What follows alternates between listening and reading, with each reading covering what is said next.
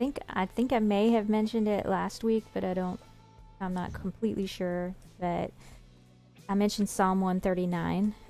King David, he's been considered a man after God's own heart, and he prayed in the psalm, "You have looked deep into my heart, Lord, and you know all about me. Search me, O God, and know my heart, and try me and know my thoughts.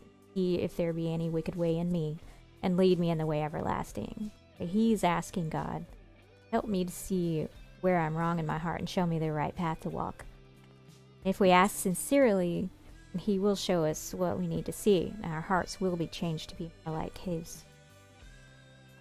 John 14:7, Jesus says, "If you had really known me, you would know who my Father is.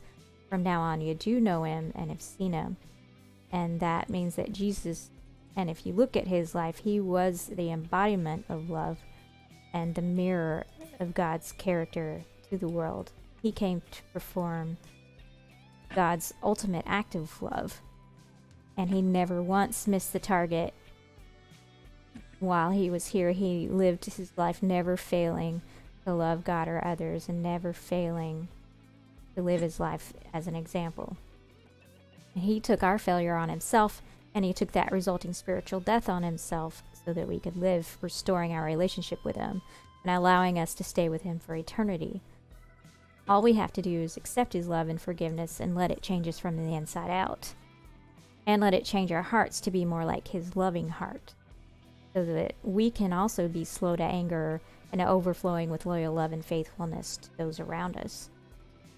And anyone even imagine what the world would be like if we were able to do that and actually let him work in us, change us? Different than it is now. I think it would solve so many problems.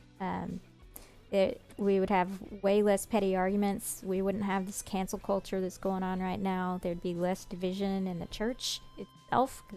We can be very divided and divisive, and there would be much less hate and judgment from the church to the world that it's supposed to be sharing God's love with. Yeah, definitely. It's simply that selfless love that it's so hard to be able to portray and like embrace, because even as we do things that we say or for other people, it's often like we want to receive recognition, so it's not truly selfless love. Yeah. And like a lot of things would just kind of be a trickle effect if it was a true selfless love, and if it was more than just one person doing it. If it was a team, you could get so much done. Yeah, we learn to do things expecting something in return. That's how we all learn love, not the love that he's trying to share with us. We can't do it on our own, though.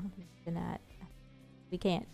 We have to receive that love from him and experience it for ourselves first, really get that in our heads and in our hearts first before we can share that with anyone else. And it really does require his work in us.